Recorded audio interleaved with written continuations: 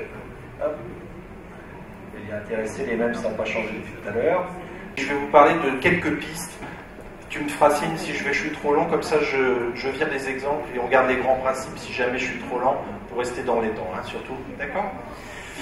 Et vous allez voir que de nouveau, la place du pneumologue et du chirurgien thoracique, du radiothérapeute va être cruciale dans ces prises en charge-là. Ce n'est pas uniquement l'oncologue, de nouveau, là-dessus. Alors, qu'est-ce qu'il faut se dire?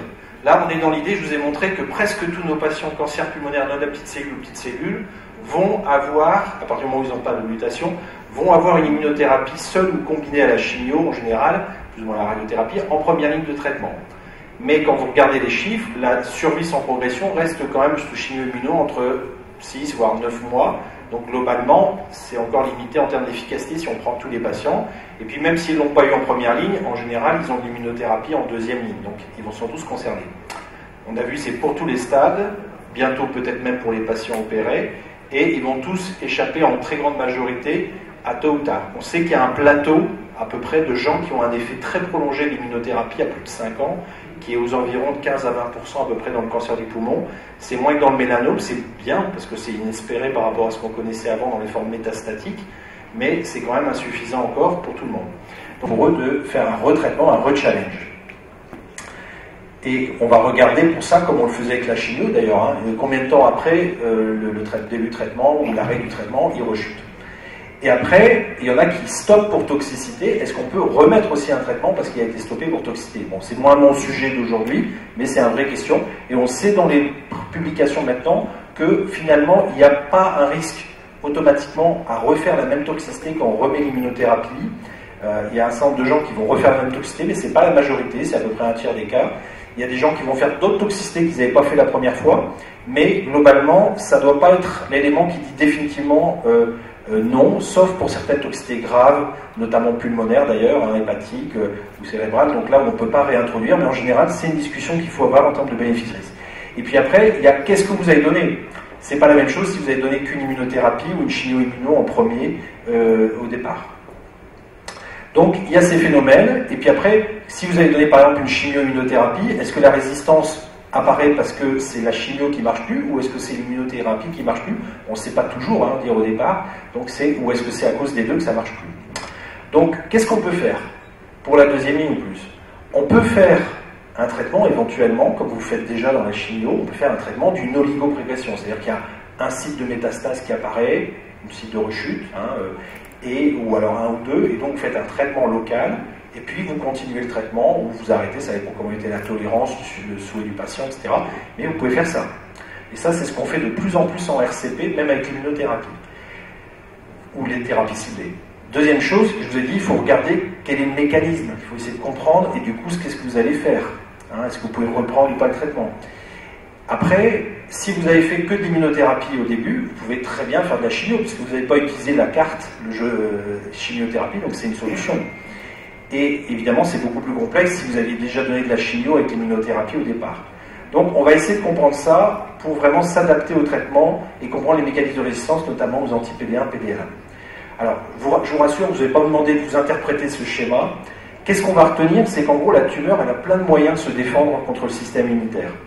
En gros, normalement, elle est reconnue par ce qu'on appelle ses antigènes, ses néo-antigènes tumoraux. Donc, elle peut les planquer. Hop, elle les cache à l'intérieur de la cellule, où elles disparaissent. Ou alors, elle met en veille son système de présentation des antigènes à la surface, hein, ce qu'on appelle le CMH, et donc elle ne présente plus ses antigènes, donc le système immunitaire ne sait plus les reconnaître. Ou alors, elle va modifier sa signalisation intracellulaire, elle ne va plus fabriquer d'interférons, enfin elle a plein de moyens de se défendre, de s'adapter au système immunitaire. Et ça, c'est que la cellule tumorale. Après, dans l'environnement, il y a des cellules immunosuppressives, les cellules myéloïdes, les cellules T régulateurs, il y a des cellules fibroblastiques également. Et puis, il y a des moyens différents, ce qu'on appelle notamment les points de contrôle immunitaire, avec les checkpoints, hein, qui sont d'autres moyens. Il n'y a pas que le PD1 et le CTLA4, il y en a d'autres qui peuvent aussi intervenir pour bloquer le système.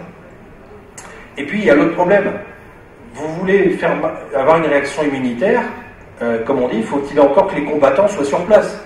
Si les lymphocytes ne sont pas foutus d'arriver dans la tumeur, je vous ai pris un exemple qui n'est pas du cancer du poumon, mais qui est du mélanome et du mésothéliome. Vous voyez, ici le mélanome, vous avez En marron, les cellules CD8T, c'est-à-dire les cellules cytotoxiques. Elles sont bien infiltrées à la tumeur. Là, vous mettez une immunothérapie, ça marche. Ici, bon, c'est pas, attention, c'est pas une coloration. Les cellules macrophages qui sont plutôt bloquant le système anti-immunitaire, elles sont en marron. Il y en a partout dans ce mésothéliome. Les cellules cytotoxiques bleues, les CD8+, elles sont en bleu. Ben, je vous mets au défi d'en trouver à part une ou deux là. Donc globalement, il n'y a pas de combattant. C'est une tumeur froide, comme on dit. Il n'y a pas de système immunitaire. Vous pouvez mettre des checkpoints, s'en fout. Hein. Donc il va falloir aussi régler ce problème-là.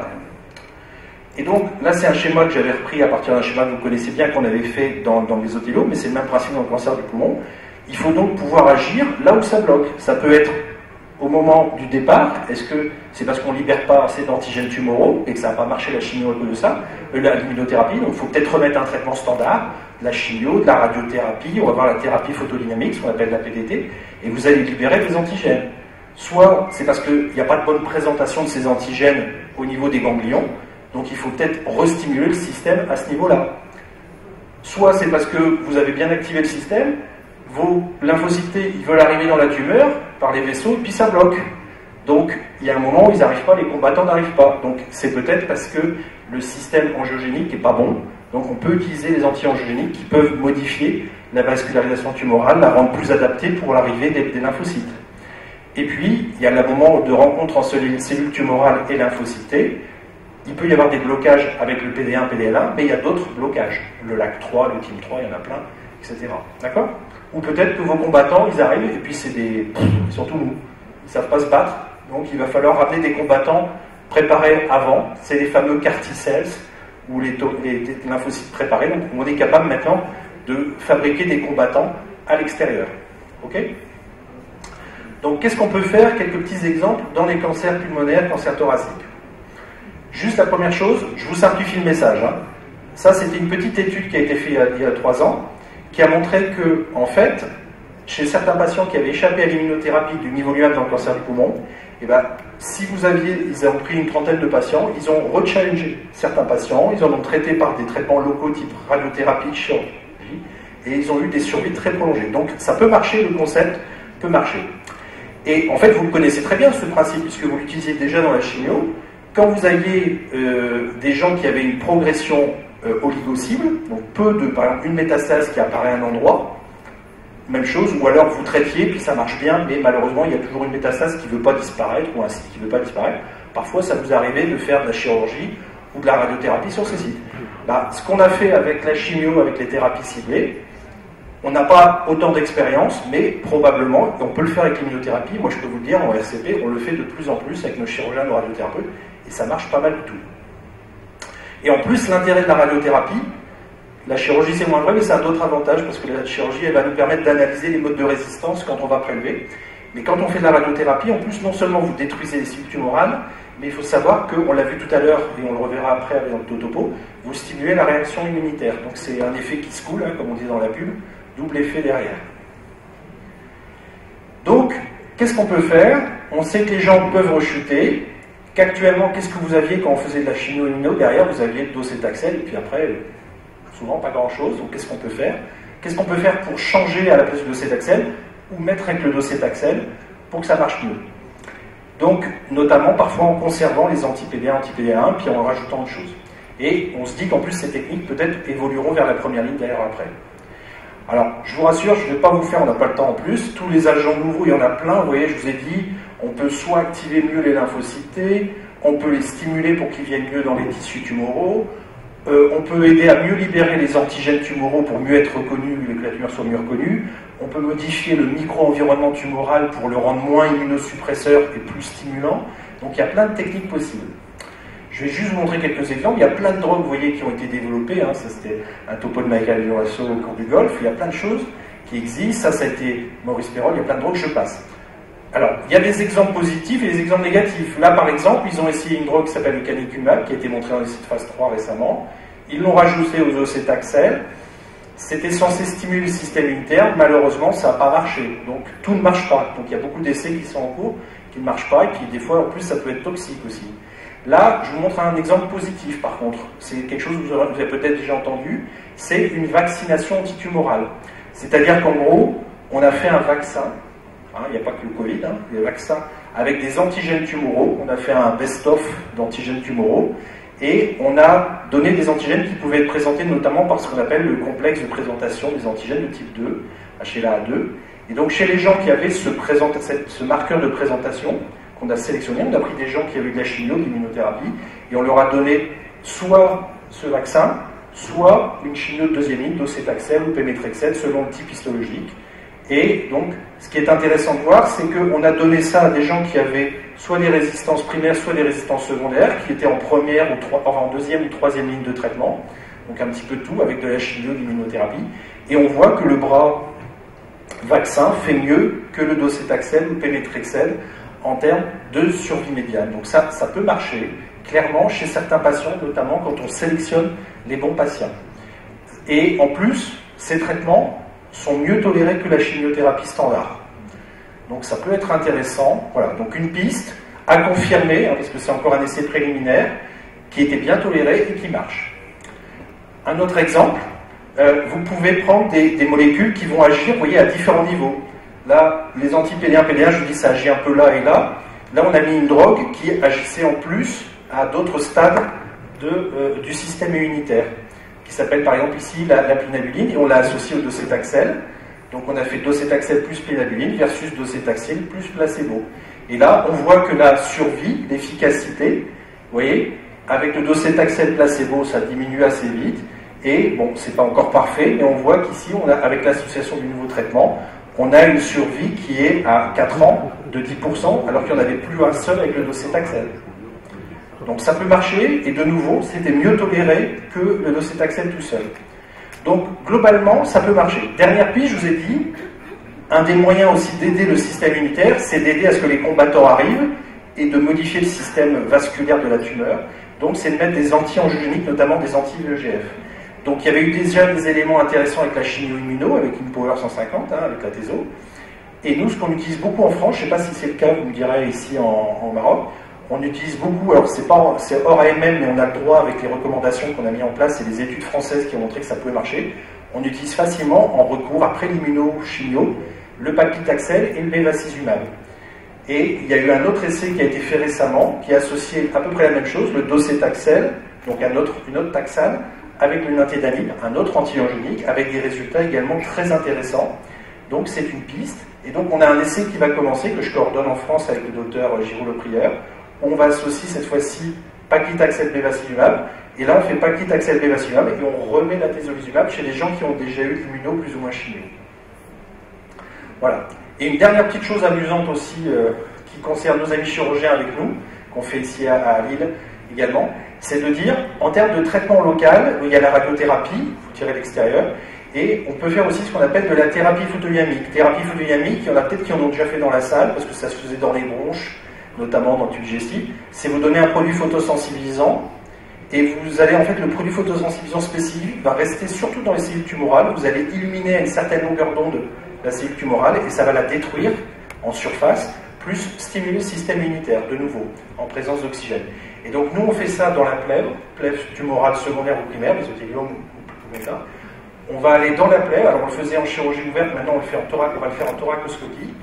Donc on donne le produit à boire quelques heures avant l'intervention, on va illuminer la cellule, moi je suis en train de le faire là, dans la plèvre à Lille, et quelques jours après avoir fait ça au niveau des lésions tumorales, on n'essaie pas d'enlever toute la tumeur, on illumine la tumeur qui a résisté au chimio-immuno, on va redonner du nivolumab, et on va voir si ça marche mieux comme ça. On va comparer avec des prélèvements, des biomarqueurs. Donc vous voyez, il y a des pistes assez intéressantes. Il y a les carticelles, je n'ai pas le temps d'en parler, mais globalement, qu'est-ce qu'on peut dire? En résumé, dès maintenant, qu'est-ce qu'il faut faire? Il faut déjà être sûr que ce soit une vraie progression. Méfiez-vous des pseudo-progressions, c'est pas fréquent, mais ça arrive avec les immunothérapies.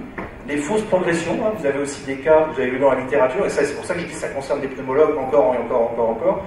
Il y a des gens qui développent des espèces de pseudo-sarcoïdose sous immunothérapie. C'est les pneumologues qui vont dire aux cancérologues et aux autres, non, c'est pas une progression, c'est une granulomatose. Donc il faut éliminer, c'est pas le plus fréquent, mais ça existe. Après, il faut distinguer les rechutes précoces qui vont vraiment souvent nécessiter de changer de traitement, plus ou moins immunothérapie, versus tardive, où là, souvent, on peut rechallenger directement avec l'immunothérapie. Si c'est une oligoprogression, en discutant avec CP tous ensemble, est-ce qu'on monopère, est-ce qu'on irradie, est-ce qu'on continue de traitement, on change de traitement? mais il y a des possibilités de traitement local.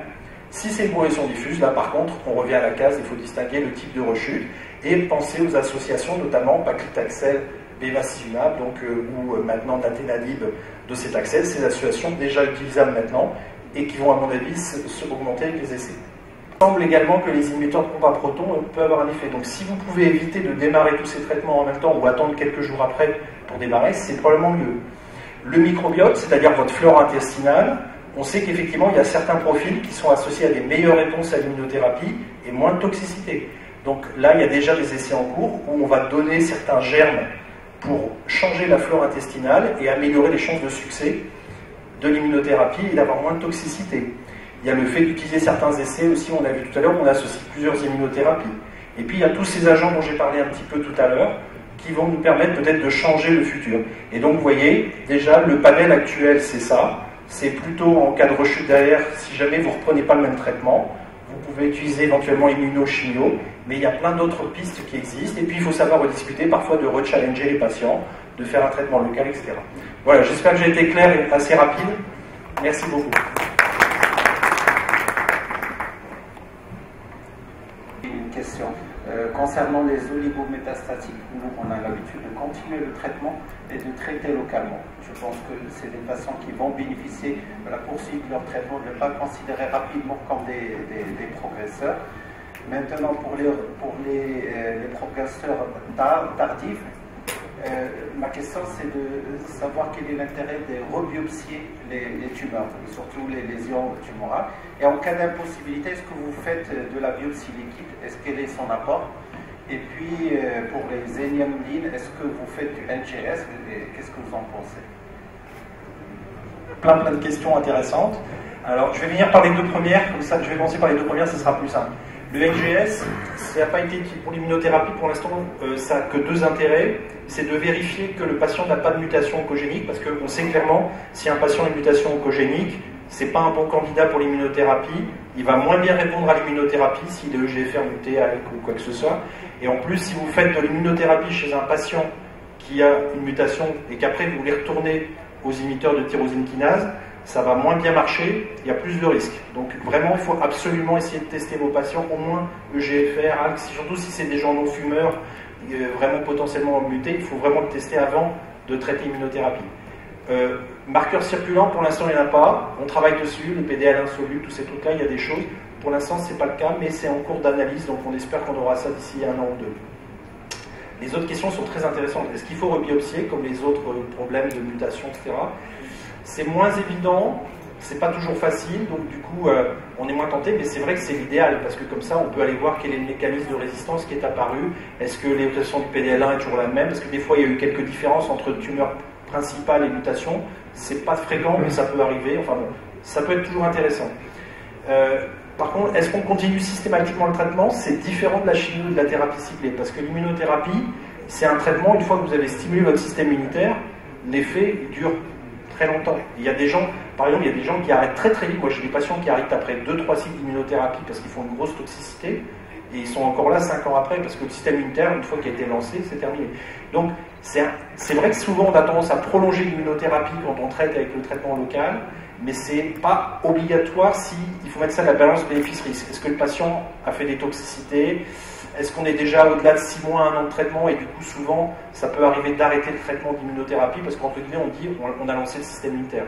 Donc c'est à discuter au cas par cas, mais c'est vrai qu'on a souvent tendance à continuer la même chose. D'accord? Une progression extra-pulmonaire ou de nouveau, une progression cérébrale ou hépatique. Bon, premièrement, connaître le mécanisme de la mutation, savoir s'il n'y a pas un autre cancer, un deuxième cancer. Voilà. Donc, je pense, vous faites beaucoup de... Donc, c'est facile de faire des prélèvements respiratoires par fibroscopie, mais en cas de stabilité pulmonaire, je pense qu'il n'y a pas d'intérêt de faire des biopsies. Alors, ça peut être intéressant, surtout ce que j'ai dit avant, parce que, tu sais, il y a beaucoup de fausses progressions aussi, parfois au niveau ganglionnaire, avec des espèces de... On a l'impression sur la TEP scan, même sur le scanner, qu'il y a les ganglions qui grossissent, qui fixent, et en fait c'est une espèce de pseudogranulomatose. Donc surtout si c'est une progression isolée sur les ganglions, là clairement il faut reprélever. Par rapport à ce que je viens de répondre et la question, si c'est que les ganglions qui poussent, il vaut mieux prélever parce qu'on a régulièrement des fausses granulomatoses sous immunothérapie. Et donc là, on ne s'excite pas, surtout si le patient est en pleine forme, qui va bien, etc. Puis il y a tout ce qu'il y a sur l'imagerie comme potentiel rechute, c'est les ganglions qui poussent. Là, on continue l'immunothérapie et on va prélever avant de faire quoi que ce soit d'autre. Alors ma deuxième question, c'est pour les stades 4 de non-épidermoïdes sans expression antigénique. Donc vous avez sur la diapo, on peut faire bi-immuno avec une chimio. Alors j'ai l'impression qu'on va griller les cartes rapidement. et en cas d'échappement, on n'a pas beaucoup de choix. C'est quoi notre objectif? C'est la survie sans progression, c'est la qualité de vie. Et ma deuxième question, est-ce qu'on peut utiliser les thérapies ciblées en 3e, 4e ligne, même s'ils ne sont pas mutés, en cas de résistance? Ah oui. Ah ben voilà. Possible. C'est un intérêt à sortir toute l'artillerie lourde dès le départ ou pas. Il ne faut pas oublier, je ne sais pas au Maroc ce que ça donne, mais moi en tout cas en France, on sait qu'il y a à peu près 30% des patients qui ont un traitement de première ligne qui n'auront jamais de deuxième ligne s'ils progressent. Donc ces gens-là, si tu n'as pas sorti l'artillerie lourde tout de suite, ils n'auront pas de deuxième chance. Ça c'est la première chose. La deuxième chose, par contre, là où je suis d'accord, c'est qu'il faut absolument qu'on ait les outils pour affiner à terme les choix de traitement, parce que si on sort toutes les cartes, d'abord on cumule les toxicités, je l'ai montré tout à l'heure, puis en plus c'est vrai qu'on n'a plus beaucoup de choix après, donc il faut bien choisir et pas automatiquement tout mettre. Mais c'est vrai qu'on sait chez certains patients, notamment les PDL1 négatifs, que si jamais ils ne sont pas mutés, qu'ils ont un PDL1 négatif, on a intérêt à sortir probablement l'artillerie lourde tout de suite avec le NEF-LA pour essayer d'être le plus efficace tout de suite. Vous faites un bilan de réévaluation précoce pour les non, par exemple les non PDL négatifs. Non, on fait à peu près... La résistance primaire, elle est rapide quand même. Oui, mais de toute façon, c'est la clinique qui joue, en général. Si un patient ne va pas bien, on va le voir tout de suite. Donc, généralement, le premier bilan, il est prévu à la même date pour tout le monde. Mais par contre, si on voit que cliniquement, il se dégrade, il faut se méfier des hyperprogressions, 10-15% des cas. Et là, on anticipe le premier bilan. Tout à fait. Merci.